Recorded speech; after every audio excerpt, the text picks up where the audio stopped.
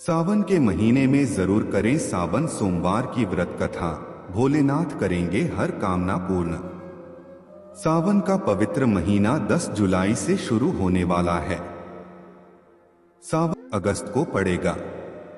ऐसा माना गया है कि सावन के महीने में सावन सोमवार का व्रत रखकर अगर सावन सोमवार की कथा की जाए तो इससे सभी दुखों का अंत होता है और भोलेनाथ अपने भक्तों की सभी इच्छाएं पूर्ण करते हैं। तो आप भी सावन के हर सोमवार अपने मन में भोलेनाथ का नाम लेकर इस पावन कथा को जरूर करें। भगवान शिव की कृपा आप पर हमेशा बनी रहेगी। सावन सोमवार व्रत कथा। एक बार एक साहूकार भगवान भोलेनाथ का बहुत बड़ा भक्त था। उसके पास बहुत पैसा था लेकिन उसकी कोई संतान नहीं थी। वो हर रोज भोलेनाथ की पूजा अर्चना करता और शिव जी के समक्ष रोज दीपक भी जलाता। साहूकार की केवल यही इच्छा थी कि उसके घर संतान हो। साहूकार की भक्ति देखकर मां पार्वती ने भोलेनाथ को कहा, आपका ये भक्त दुखी है, आपको इसकी इच्छा पूरी करनी चाहिए। भोलेनाथ ने मां पार्वती को बताया, इसके पास पुत्र नहीं है और यही इसका दुख है।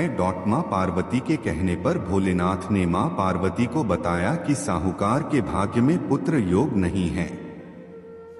अगर साहूकार को पुत्र का वरदान मिल भी गया तो उसका पुत्र केवल 12 वर्ष तक ही जीवित रहेगा।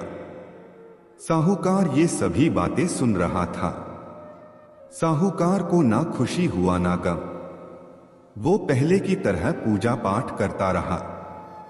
एक दिन उसकी पत्नी ने एक बालक को जन्म दिया। उसके परिवार में जश्न का माहौल था, लेकिन साहूकार पहले की तरह ना खुश था ना दुखी।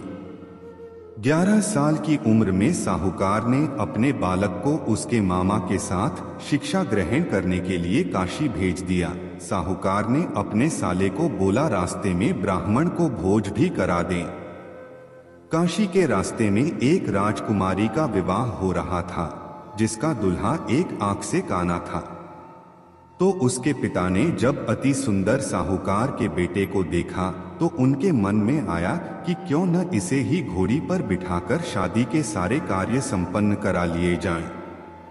जब विवाह संपन्न हो गया तो जाने से पहले साहूकार के बेटे ने राजकुमारी की चुंदरी के पल्ले पर लिखा कि तेरा विवाह तो मेरे साथ हुआ, लेकिन जिस राजकुमार के साथ भेजेंगे वह तो एक आंख का काना है।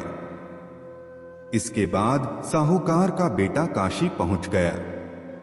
राजकुमारी काने के साथ नहीं विदा हुई। एक दिन काशी में यज्ञ के दौरान भांजा बहुत देर तक बाहर नहीं आया तो मामा ने अंदर जाकर देखा तो भांजे के प्राण निकल चुके थे। मामा ने रोना पीटना मचाया। उसी वक्त वहां से शिव पार्वती जा रहे थे तो माता पार्वती ने शिवजी से पूछा, हे प्रभु ये कौन रो रहा है? तभी उन्हें पता चलता है कि यह तो भोलेनाथ के आशीर्वाद से जन्मा साहूकार का पुत्र है।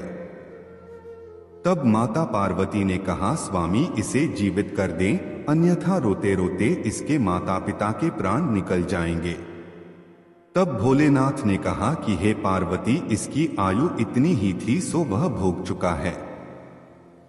लेकिन मां के बार बार कहने पर भोलेनाथ ने उसे जीवित कर दिया। लड़का ओम नमः शिवाय करते हुए जी उठा और मामा भांजे दोनों ने ईश्वर को धन्यवाद दिया और अपनी नगरी की ओर लौटे। रास्ते में वही नगर पड़ा और राजकुमारी ने उन्हें पहचान लिया। तब राजा ने राजकुमारी को साहूकार के बेटे के साथ बहुत सारे धनधान्य के साथ विदा किया। इसके बाद वो अपने गांव पहुंचे जहां साहूकार अपने बेटे और बहू को देखकर बहुत खुश हुआ। उसी रात साहूकार को स्वप्न में शिवजी ने दर्शन दिया और कहा कि तुम्हारे पूजन से मैं प्रसन्न हुआ। इसी प्रकार जो भी व्यक्ति इस कथा को पढ़ेगा या सुनेगा उसके समस्त दुख दूर हो जाएंगे और मनोवांछित सभी कामनाओं की पूर्ति होगी।